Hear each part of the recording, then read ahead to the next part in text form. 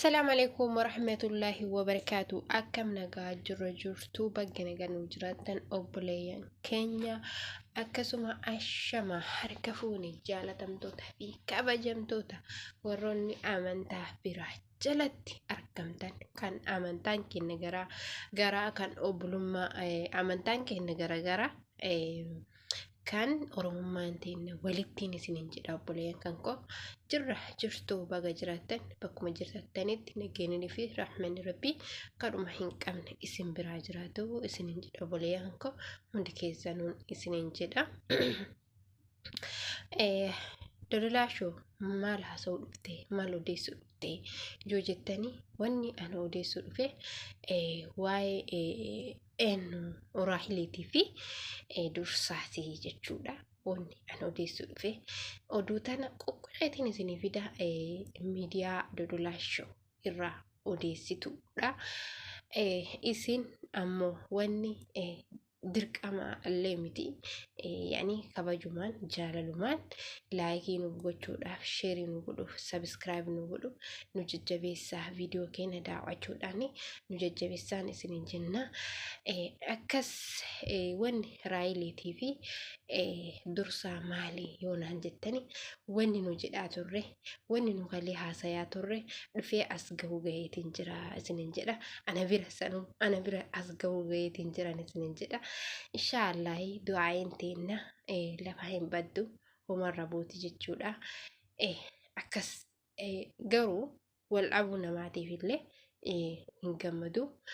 Wanni wal dhabuu namaatiif ana xiqqashoo na gammachiisu yoo waan namni hin jaalanne illee namni dalagu sanumatu na gammachiisa wal dhabinsa namaati jechuudha. Tokko waan rabbi hin jaalanne dalagu lama waan namni siriyoonni kan keessirraa hin jaalanne sitti ceemu yoo dalaganii ammoo nama sanii afaan keessa wal dhabanii walii galuu dadhabanii hedduu na gammachiisa.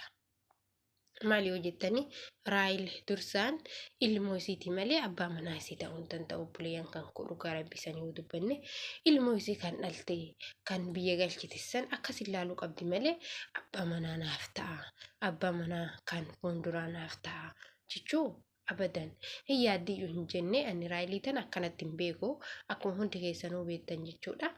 Raahiliin akkanatti hin beeku wallaahi nama safuu Oromollee beekuu nama waa hundayyuu beekuu natti fakkaatte yeroo duraatiif jechuudha.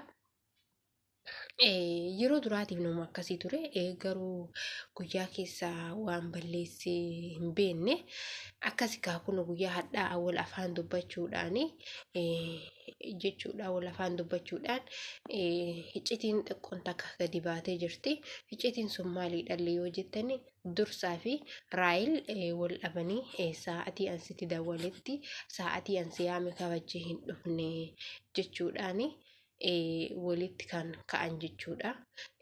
Maal yoo jettani Dursaanii dhugaa rabbisanitti maashaallah haga diqqeen saniititti iyyuu nama jalaa gad jedhu hin fakkaatu. Maashaallah nama jalaa gad jedhu hin fakkaatu. Akkuma nama guddaa tokkotti haasa'a. Maashaallah wallaahi ani hedduullee garuu osoo fuudhee nama bulfata tun ummaa isaati. Nama isaan maluu miti. Nama dirraa isaatii miti.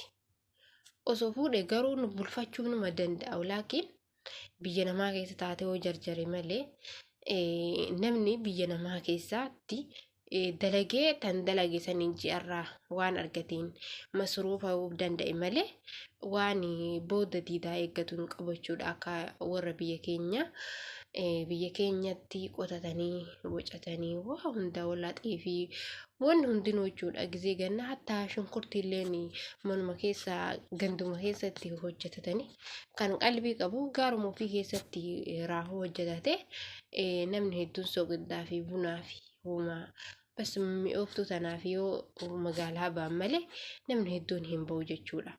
Osoo biyya teenya jiraatee biyya ofii jiraateeti waan akkanaa waan dalagatee waan nyaatu kana osoo qabaate osoo diidarraa hin eegganne waan ji'arraa dhufaa osoo hin eegganne taate numa bulfataa. Walaakin amma wanni kun biyya namaa keessa jira waan diidarraatti dhufaati waan ji'aan dhufu malee san waan torbaanii fi 15 dhufu miti.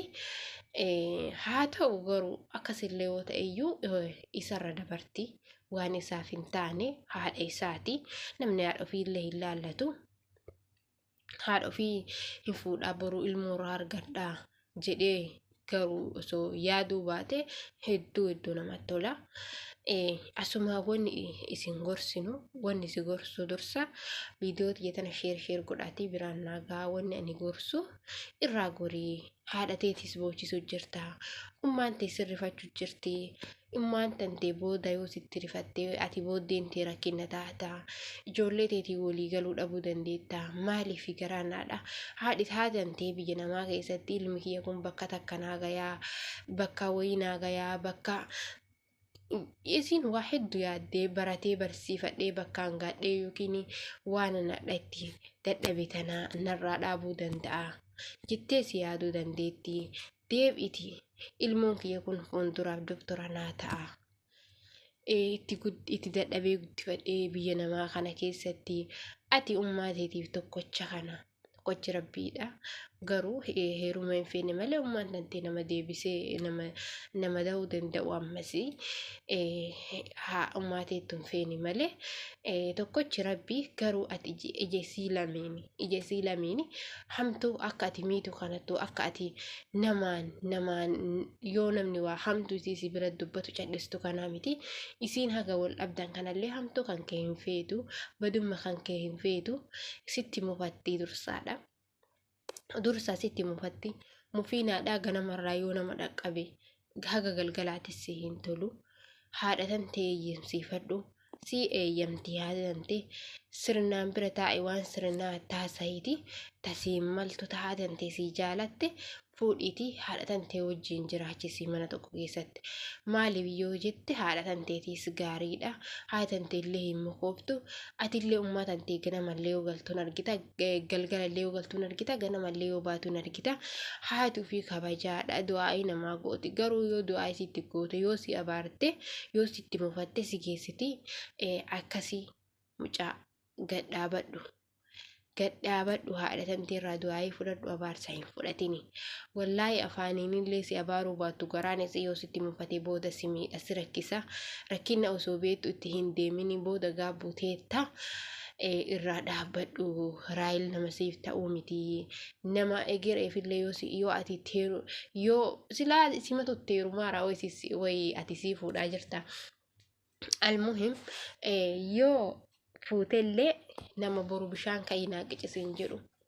Garuu jaalalaan yoo ka'ii naaqi jette yoo wal argatan jaalalaan baru wanni jaalalaa wanni walii galtee kun homa takka hin badu. Yoo waliin galteedhaan waa waliin dalaganii wanni takka mufiillee hin qabu wal dhabbeellee hin fidu jechuudha. Haadha ka'ii bishaan naaqichi ka'ee nyaata naakinni siin jette borullu kanaa dhiqee nyaata hojjedhu algaa fi mana qulqulleessii kan isin jechuu teetti bishaan fidii ka'ii taa'i isin jechuu teetti gana maal jette jedhu. Kanaafiyyuu haadha manaa tanteetii ergamu manna haati manaa tanteetuun akkasiin jechuu manna ummaa tantee akkasi ergamtee fi bishaan naafii jetteeni. Isi irraa du'aa'ii fudhachuu wayyaa. Yaa dursaa hin gowwoomini. Haadha tantee ofitti mufachiisini. Sitti rakkattee sadarkaa kanaan si geettee si barsiiftee sadarkaa kanaan si geettee jirti sin jedha. Ani garuu kanumaan sin jedha. Assalaamu alaikum warahmatullaahi wabarakaatuh. Sheer godhaatii dursaa fi raayiliin biraan naagaan isinin jedha.